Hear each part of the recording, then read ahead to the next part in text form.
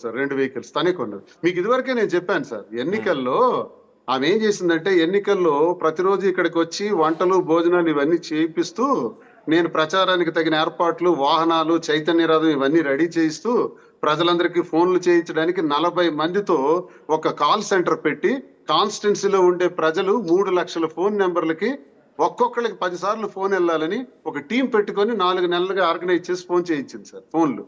అది కాక ఒక ఐపాక్ టీమ్ లో 36 మందిని పెట్టుకొని ఒక నిఘా కాన్స్టిట్యున్సీలో ఎక్కడెక్కడ ఏం జరుగుతుంది అన్న దానిపైన ఇవన్నీ కూడా మరికొన్ని కార్యక్రమాలు కూడా చేయించింది. ఎలక్షన్ లో చాలా వర్క్ చేసింది. దానికోసం ఒక 2 కోట్ల వరకు పైన ఖర్చు పెట్టింటాను. ఆ ఖర్చు పెడుతూ ఆ కార్యక్రమాలన్నీ చేస్తూ నాకు సంబంధించినటువంటి వ్యవహారాలు కూడా చూస్తూ డబ్బులు ఖర్చు పెట్టి ఆ వాహనాలు కూడా తనే కొనటం జరిగింది సార్. తన పేరునే ఉన్నాయి ఇది. ఓకే శ్రీనివాస్ గారు, ఆల్రెడీ వాణి మీ పైన మాధురికి మీకు సంబంధం ఉంది అని ఆరోపణలు చేశారు. అఫ్ కోర్స్ మీరు కూడా అడల్టరీని అడ్మిట్ చేశారు, కానీ ఇప్పుడు నేను అది వేరే విషయంలో అన్నాను అని మీరు అంటున్నారు. ఓకే, కానీ ఇప్పుడు మీరు ఒకే చోట ఇల్లు కట్టుకుంటూ ఉంటే అడల్టరీని అడ్మిట్ చేసి మళ్ళీ నేను తప్పుకోవటం కాదు సార్. ఆమె నా దగ్గరకు వస్తున్నారు, నేను ఆమెతో పాటు తిరిగాను, దేవాలయాలకు వెళ్ళాను, ఒక 2-3 క్యాంప్స్ కూడా చేశాము. నేను చేయలేదని చెప్పట్లేదు సార్. నేనేం అబద్ధం ఆటలా, స్పష్టంగా చెప్తున్నాను. మేము కలిసి తిరిగాం సార్. వచ్చిన ఏదైతే దువాడవాణి మా మీద అపవాదేసి లేని సంబంధాలని మాకు అరికట్టి ఆమె జీవితాన్ని నాశనం చేసిందో, ఏ సంబంధాలు లేనటువంటి నన్ను ప్రజల ముందు అబాస్ పాలు చేసిందో, ఆ అబాస్ పాలైన దశలో ఎవరికి వాళ్ళు బ్రతుకుతున్నటువంటి పరిస్థితుల్లో నా కష్టాల్లో మళ్ళీ తానే వచ్చి మాధురి వచ్చి ఈ ఏర్పాట్లన్నీ ఎన్నికల ఏర్పాట్లు ఇవన్నీ చూసిన దానిలో మేము దగ్గర అయ్యాము, కలిసాము, తిరిగామని నేను చెప్పాను తప్ప నేనేం అబద్ధం చెప్పలేదు సార్. ఇది సమాజానికి కొంతమందికి ఇది తప్పు కదా, ఇలా ఎందుకు చేశాడు, ఇలా చేయటం నేరం కదా అని అనొచ్చు సార్. కరెక్టే, సభ్య సమాజం ముందు కూడా నేను చెప్తున్నాను ఇది రాంగే, ఇది సరైన సంకేతం కాదు ఇది. అందులో నాలాంటి వాళ్ళు చేసే పని కాదు ఇది. కానీ నా దుర్భర పరిస్థితులు, నా దౌర్భాగ్య పరిస్థితులు, సమయానికి తిండి కూడా తినటానికి అవకాశం ఇప్పుడు నేను ఉన్నాను సార్. ఇప్పటికి 10 రోజుల నుంచి రోజుకు 1 గంట పడుకుంటే మీరు నమ్ముతారా? నాకు భోజనం కూడా లేదు సరిగ్గా, మీరు నమ్ముతారా సార్? ఇంటి చుట్టూ మనుషులుంటే భోజనం ఏం తింటున్నాను తెలుసా సార్? నేను ఎప్పుడు జీవితంలో ఆరగించను అలాంటివి తింటూ, అవసరమైతే ఏదో ఫ్రూట్స్ లాంటివి ఇలాంటివి తింటూ నేటికి 10 డేస్ నుంచి నా ఇంట్లో నేను కాలం గడుపుతున్నాను సార్. ఇలాంటి దుర్భరమైన పరిస్థితులు అనుభవించిన నాడు మాధురియే ఇవన్నీ ఏర్పాటు చేశారు సార్. చేసినప్పుడు అయ్యో నేను కష్టాల్లో ఉండేటప్పుడు, నా కుటుంబం వల్లే నాశనం అయిపోయిన తర్వాత కూడా నేను కష్టాల్లో ఉండేటప్పుడు కూడా మళ్ళీ త్యాగం చేసి మళ్ళీ ఇన్ని వస్తువులు చేకూర్చుతుంది, ఇంత డబ్బులు ఖర్చు పెడుతుంది, ఎన్నికల నిర్వహణ కూడా ఇంత బాగా చేస్తుంది. ఒకవైపు వాణి మాత్రం తెలుగుదేశానికి సపోర్ట్ చేసిందే, వాణి రాఘవరావు దువ్వాడ శ్రీనివాస్ ఓడిపోవాలని ఇంటింటికి తిరిగి సైకిల్ గుర్తు కోటేయమని చెప్పారు. అయిన వారేమో నన్ను ఓడించాలని చూస్తున్నారు, కాని వారేమో నాకు సంబంధం లేని అమ్మాయి ఇన్ని బాగోగులు చూస్తుంది అని మానసిక ఆందోళన, మానసిక వ్యధతో, ఆ దుర్భరమైన పరిస్థితులతో మేము దగ్గరవ్వాల్సి వచ్చిందే తప్ప ఇది మంచిదనో, ఇలా ఎవరైనా చెయ్యొచ్చనో, దీనికి అడల్టరీ అని పేరు పెట్టుకొని తిరగొచ్చనో మేము సంకేతం ఇవ్వట్లేదు సార్. నా దుర్భరమైన పరిస్థితులే నాకు కానీ మాధురికి కానీ ఇలా దారి తీసాయని చెబుతున్నాను సార్ నేను. సో తప్పనిసరి పరిస్థితుల్లో మాధురితో కలవాల్సి వచ్చింది సార్. ఓకే, ఆ బంధాన్ని కొనసాగించాలనుకుంటున్నారా జీవితాంతం? సార్ ఈ విషయం నేను మీ ద్వారా కోటానుకోట్ల ప్రజలకి నేను తెలియజేస్తున్నాను సార్. ప్రజలు దేవుళ్ళు సార్, ప్రజలే న్యాయమూర్తులు సార్, ప్రజలే సర్వస్వం అని 25 సంవత్సరాలు ప్రజలలో తిరుగుతున్న వాడిని సార్. ప్రజా పోరాటాలు ఉద్యమాలు చేసిన వాడిని సార్. నేను ప్రజల్ని నమ్ముతాను సార్.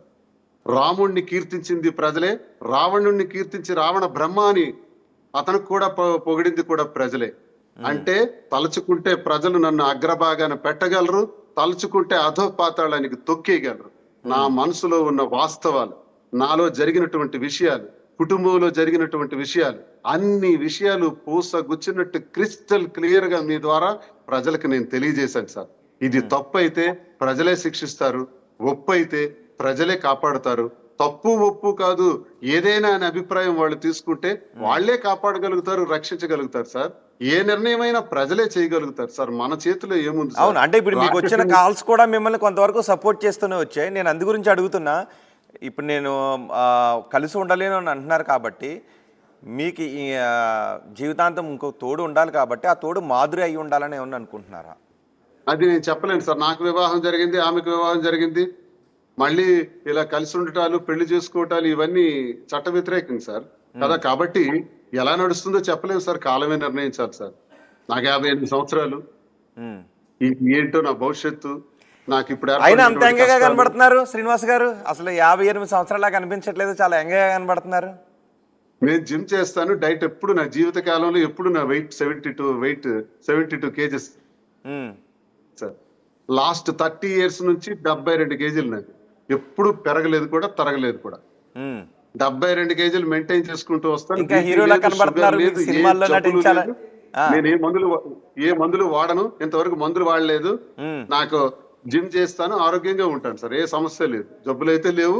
ఆ హీరో అంటే సినిమా పిచ్చి కూడా ఉంది, సినిమాలో ట్రై చేశాను. ఏది వాలంటీర్ సినిమాలో, మాధురి తీసిన వాలంటీర్ సినిమాలో కాకుండా ఇంకేమైనా యాక్ట్ చేశారా? మాధురి ప్రొడక్షన్ లో ఆమె చేసిన, నిర్మాతగా చేసిన సినిమాలో వాలంటీర్ అని ప్రభుత్వ సమస్యలు ఇటన్నిటి మీద ఒక సినిమా తీసి రిలీజ్ చేశాం సార్.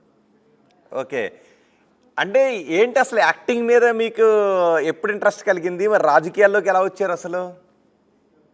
నేను చెప్తున్నాను కదా సార్, చిన్నప్పుడే నేను ఫిల్మ్ ఇన్స్టిట్యూట్ లో నేర్చుకున్నాను సార్, యాక్టింగ్ నేర్చుకున్నాను. ఎంఏ చదువుతున్నప్పుడు నేర్చుకున్నాను. చిన్న ఇంట్రెస్ట్, నాకు నటన అంటే ఇంట్రెస్టే. అయితే ఆ ఫీల్డ్ లో వెళ్ళి నా అలాంటి వాడు పనికిరాడు సార్ అక్కడ. అందుకు నేను ఆ ఫీల్డ్ ఎంచుకోవాలా, మళ్ళీ వెనక్కి వచ్చేసి రాజకీయాల్లోకి వచ్చాను. అక్కడ ఆత్మగౌరవం చంపుకోవాలంట, కళ్ళ ఏళ్ల పడి తిరగాలంట, ఎవరెవరికో బ్రతిమాలాడాలంట, కాపలా కాయాలంట, ఇవన్నీ నాకు నా బాడీ లాంగ్వేజ్ కి షూట్ కావు. కాబట్టి ఆ రంగం మార్చి రాజకీయం అంటే కూడా విద్యార్థి దశ నుంచి రాజకీయాలు చేస్తుంటాను. అదే కొనసాగిస్తూ ఈ రాజకీయాల్లో ఉన్నాను సార్. సో అయ్యో, మరి సినీ ఫీల్డ్ని మిస్ అయ్యాను, చాలా ఇష్టమైంది యాక్టింగ్ అని ఏమనిపించలేదు ఇప్పుడు మీకు? ఇష్టం సార్, మరి అదృష్టం ఉండాలి కదా సార్, అది తలరాతది. మనం అనుకుంటే అయ్యే పని కాదు, మనం కోరుకున్నవని జరగవు కదా సార్, తలరాతది. రిలీజ్ అయిందండి అది వాలంటీర్ సినిమాది? వాలంటీర్ సినిమా తీసేసి సెన్సార్ కూడా చేసేసి మొత్తం రిలీజ్ చేయడానికి ఏర్పాటు చేస్తే మళ్ళీ సెన్సార్ బోర్డు అబ్జెక్షన్ పెట్టారు సార్. అందులో దువ్వాడ శ్రీనివాస్ అనేవాడు పోటీ చేస్తున్నారు, తెలుగుదేశం పార్టీకి చాలా విమర్శించినట్టు డైలాగ్స్ ఉన్నాయి, అది ఇప్పుడు మేము రిలీజ్ చేయడానికి ఇవ్వము అని మళ్ళీ రిజెక్ట్ చేశారు సార్. రిజెక్ట్ చేసిన తర్వాత నేను యూట్యూబ్ ఇది మన ఓటీటీ ఛానల్స్ లో రిలీజ్ చేశాను సార్. రిలీజ్ చేసిన తర్వాత ఫాస్ట్ గా వెళ్తుంది, ఇంచుమించు 40,000 మంది వ్యూవర్స్ వెళ్ళినప్పటికీ మళ్ళీ వాళ్ళు కూడా తీసేసినారు సార్ అది. ఓకే, ఇప్పుడు సోషల్ మీడియాలో కూడా లేదు, ఓటీటీలో కూడా లేదు. సోషల్ మీడియాలో మళ్ళీ ఈ మధ్య పెడదాం అనుకుంటున్నాను. మళ్ళీ ఈ మధ్య మీడియాలో సినిమాని రిలీజ్ చేస్తాను. ఎవరైతే అది రిలీజ్ చేశారో ఓటీటీ ప్లాట్ఫామ్ పైన, వాళ్లే మళ్ళీ తీసేస్తారు. ఎందుకు తీసేశారు అని అడిగితే మాకు చాలా ఫోన్స్ వస్తున్నాయండి, మీ పార్టీ ఓడిపోయింది, మీరు పార్టీ గెలిచుంటే వేరే విధంగా ఉండేది, మీ పార్టీ అంటే మాకు ఇష్టమే, కానీ ఆ ఛానల్లో మేము నడిపించడం వల్ల మాకు ఇబ్బందులు వస్తున్నాయి, అందుకే తీసేసామన్నారు. సరేలేండి అన్నాను. సో కంప్లీట్ గా పొలిటికల్ సినిమా అయినా ఏమన్నా రొమాంటిక్ సీన్స్ కూడా ఉంటాయి అందులో? Pure political sir, pure political. ఏంటి ఒక డైలాగ్ ఏమైనా చెప్తారా దాంట్లో? సెంటిమెంట్ ఉంది సార్, సెంటిమెంట్స్ ఉన్నాయి, ఫైట్స్ ఉన్నాయి, అన్ని ఉన్నాయి. కావాల్సిన మీకు అది పంపిస్తాను, మీరు రిలీజ్ చేయండి. ఫైట్స్ కూడా ఉన్నాయి. ఏంటి సెంటిమెంట్? ఏంటి సెంటిమెంట్ దేనిపైన? అంటే నేను ప్రజానాయకుడిగా పనిచేస్తున్నటువంటి నా జీవితంలో వైఫ్ ని చంపేయటం,